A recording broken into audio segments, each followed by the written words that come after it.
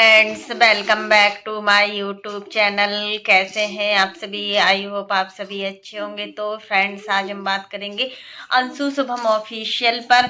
आखिर अंशु को अपने आने वाले कल की इतनी क्यों टेंशन हो रही है? अंशु इतना क्यों परेशान है कि मतलब जो हमारा आने वाला कल है, जो आएगा, तो हम कितना परेशान होंगे, क्यों होंगे। देखो, यहाँ पर हम अंशु के लिए बोलेंगे कि अंशु को परेशान होने की बिल्कुल भी ज़रूरत नहीं है, क्योंकि जो मतलब इनकी सासू माँ ने बोला है ना, उसको देखने के बाद हमें लग रहा है कि अंशु उन्हीं बातों को सोच रही है। अंशु ये सोच रही है कि मतलब जब हमारे देवर की शादी होगी, अभी तो हमारा राज है, लेकिन हमारी जब देवरानी आ जाएगी तो हम किस तरीके से मतलब अपने आप को मैनेज कर पाएंगे, मतलब अपने आप को इतना एक्टिव रख पाएंगे। अगर देवरानी थोड़ा एक्टिव आ गई और फुर्तीली आ गई तो हमारा क्या होगा? क्योंकि सासू माँ ने बोला है कि अब हमें जो छोटी बहू चाहिए वो काम वाली चाहिए, अच्छे से काम करती हो, आलसपन ना हो, क्योंकि देवर के सामने ही बोला हुआ है सासू माँ ने। तो कहीं ना कहीं हमें लग रहा है कि अंशु को ये सोचना चाहिए कि मतलब हमें भी वैसा ही बनना चाहिए, और जब हम किसी काम को करते हैं ना, तो हमारे अंदर एक फुर्तीलापन आना चाहिए। अगर हमारे अंदर फुर्तीलापन नहीं होता है ना, तो बहुत ज़्यादा प्रॉब्लम हो जाती है और बहुत बड़ी बड़ी प्रॉब्लम क्रिएट हो जाती है। अंशु अच्छी लड़की है, ऐसा नहीं है। अंशु ने जो झेला है ना, वो बहुत बड़ी चीज है कि वो अपने आप को इतना एक्टिव रख पा रही है। नहीं तो और कोई होता ना, तो अंदर से कब का टूट जाता और मतलब अपने आप को इस लायक नहीं बना पाता कि अपने आप को इतना स्ट्रांग कर पाता। अंशु देखो, जो भी चीजों से, जो भी सिचुएशन से गुजरी है, उन सारी चीजों को हम समझते हैं, फिर भी अंशु के अंदर बहुत चेंजेस आया है। सासू माँ का देखो फर्ज है, वो यही चाहेंगी। शुभम की लव मैरिज थी तो उनको शुभम से इतनी उम्मीद नहीं थी, बट अब जो देवर सरकार है ना, उनसे तो सासू माँ की उम्मीद बनती ही बनती है। आखिर इसलिए बनती है कि उनको पूरा काम करना पड़ता है, किचन के कामों से लेकर सारे कामों को लेकर वो इतना मैनेज करती हैं, इतना सब करती है ना। तो सच में यार, बहुत हमें भी देखने से लगता है कभी कभी कि अंशु की सासू माँ अपने आप को बहुत ज्यादा एक्टिव रखती हैं, क्योंकि इस एज में इतना एक्टिव रख पाना बहुत बड़ी बात होती है। और जब हम अपने आप को एक्टिव रखते हैं ना, तो हमारा शरीर चलता भी है, और जब हम जल्दी उठते हैं ना, तो हमारा बॉडी और काम करता है। लेकिन यहाँ पर अंशु इतना जल्दी नहीं उठ पाती है, वो अपने आप को इतना मेंटेन नहीं रख पाती है कि वो जल्दी उठ पाए। क्योंकि देखो, जब हम मॉर्निंग टाइम पर जल्दी उठते हैं ना, तो हमारे अंदर जो चुस्ती होती है ना, वो अलग प्रकार की होती है। लेकिन अंशु देर तक सोई रहती है। अंशु को कोई भी कामों से कोई मतलब नहीं होता है, चाहे कुछ हो जाए, चाहे कोई भी उस काम को करे, बट अंशु उतना एक्टिव नहीं रह पाती है, तो हम बोलेंगे। लेकिन जो देवरानी आएंगी, तो अप्सरा मोम भी यही कहती थी अंशु से कि अंशु, ससुराल वाले बहुत ही अच्छे हैं, ससुराल वाले तुम्हें हर तरीके से मैनेज करते हैं, हर तरीके से तुमको रखते हैं, अच्छी तरीके से रखते हैं। ऐसा ससुराल मिलना है ना, बहुत बड़ी बात होती है। हर लड़की को इतना अच्छा ससुराल नहीं मिल पाता है, जितना अच्छा ससुराल अंशु को मिला है ना, उतना अच्छा ससुराल हर लड़की को नहीं मिल पाता। आप चाहे कितनी भी कोशिश कर लो, अंशु ने तो कोई ऐसे काम किए होंगे जिस वजह से अंशु को इतना अच्छा ससुराल मिला है। सारी चीजें अच्छे से अच्छे हैं, सब कोई अच्छा है। जब हस्बैंड अच्छा होता है ना, तो घर के सभी सदस्य अच्छे होते हैं। यहाँ पर शुभम बहुत ही अच्छे हैं, अंशु का पूरी तरीके से ध्यान रखते हैं। बस अंशु को चाहिए कि वो अपनी फैमिली को हमेशा खुश रखे, कभी भी दुख ना पहुंचाए। और जो भी रही बात सासू माँ की देवर को लेकर, मतलब अंशु के देवर को लेकर, तो वो तो यही चाहेंगे कि हमारी बेटी और बहू में कोई अंतर नहीं है। कल के दिन सरकार की शादी होती है, तो देखो, अभी तो था कि चलो सब हम अपने मन की शादी किए हुए थे, बट अब आगे से अप्सरा मोम भी यही चाहती थी, अप्सरा मोम भी यही चाहती थी कि मतलब उनकी जो बहुएं हों, उनसे ज़्यादा एक्टिव हों, होशियार हो।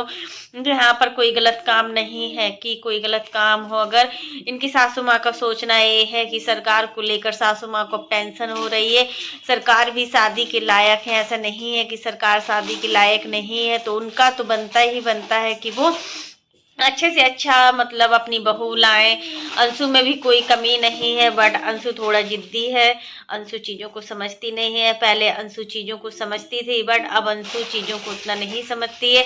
आखिर ऐसा बच्चा होगा तब अंशु के अंदर बहुत चेंजेस आएगा, क्योंकि एक बेबी होने के बाद एक लड़की में बहुत ज़्यादा चेंजेस आते हैं। बिल्कुल रियल फैक्ट है कि एक बेबी हो जाता है ना तो फिर हमारा पूरा आलस चला जाता है। हमें पता नहीं चलता है कब सुबह से शाम हो जाती है, कब हमें क्या करना है क्या नहीं करना है। हमारा रहने सहने हर चीज़ का तरीका बदल जाता है। फिर हम अपने लिए नहीं, अपने बच्चे के लिए जीते हैं। हमारा बच्चा ही हमारे लिए सबसे बड़ी चीज़ होती है। फिर जो हमारा घूमने फिरने वाला सिस्टम होता है, हम जहाँ घूमने फिरने जाते हैं वो सारी चीज़ें हमारी बंद हो जाती हैं, क्योंकि इतना तो इम्पोर्टेंट होना चाहिए कि सबसे बड़ी चीज़ हमारे लिए हमारा बच्चा है। अगर हम अपने बच्चे को अच्छे संस्कार देंगे तो बच्चा आगे चलकर बड़ा होगा तो वैसे ही संस्कार सीखेगा। अगर हम बच्चे को अच्छे संस्कार नहीं देते हैं तो हमारा बच्चा आगे चलकर अच्छा नहीं सीखेगा, क्योंकि छोटे से ही बच्चों की नींव होती है। छोटे से ही बच्चों को सब चीज़ें मतलब बाकायदा सिखाई जाती हैं। हर चीज़ सिखाया जाता है छोटे से ही बच्चों को। अगर ऐसा कोई भी माता पिता नहीं है जो अपने बच्चों को अच्छी सीख ना दे। हर माता पिता अपने बच्चों को अच्छे से अच्छा बनने की शिक्षा देते हैं। हर माता पिता अपने बच्चों को आगे बढ़ाना चाहते हैं। वही हम अंशु को देखकर बोल रहे हैं कि अंशु इतना एक्टिव बनो कि अभी जो सासू माँ ने बोला है वो कल के दिन सासू माँ ना बोले। क्योंकि देखो सासू माँ बहुत टेंशन में हो गई थी जब तुम शादी के 15 दिन बाद घर से चली गई थी, और तुम्हें कितना ढूंढा था उस समय। एक सासू माँ से पूछो उसके मतलब क्या उनके ऊपर पड़ रहा था, क्या प्रेशर पड़ रहा था उस समय। वो सासू माँ ही समझ सकती हैं और कोई नहीं समझ सकता। लेकिन होता है ना कि हर चीज़ समय पर नहीं मिलती है, हर चीज़ समय पर नहीं होती है। पहले अंशु ज़्यादा छोटी थी, अंशु के अंदर उतना मैच्योरिटी नहीं थी, बट अब अंशु के अंदर मैच्योरिटी आ गई है। तो अंशु अपने आप को खुश भी रखने लगी। और फिर देखो अब जब से अंशु प्रेग्नेंट हुई है ना तब से अंशु के अंदर बहुत चेंजेस आया है। ये तो हमने देखा है। शुभम थोड़ा अपना अंशु को सिर पर चढ़ाए रहते, नहीं तो अंशु के अंदर बहुत चेंजेस है। अंशु अपने आप को बहुत खुश रख रही है इस समय। अंशु का वजन भी बढ़ गया है, अच्छा लगता है। ये सारी चीजें पॉसिबल हैं कि अंशु सीख रही है, दूसरों को देखकर सीख रही है, जिसको देखकर सीख रही है बट सीख रही है। रंजना भाभी को देखकर बहुत कुछ सीखी है अंशु, ये चीज तो हम बोलेंगे। रंजना आंटी जी के साथ रहती हैं, अप्सरा मोम के साथ रहती हैं। अप्सरा मोम के साथ रहना बहुत बड़ी बात होती है, क्योंकि ससुराल में एक सास के साथ रहना और बहू का अलग रहना बहुत अंतर है। यहाँ अंशु को ऐसा कुछ भी नहीं है।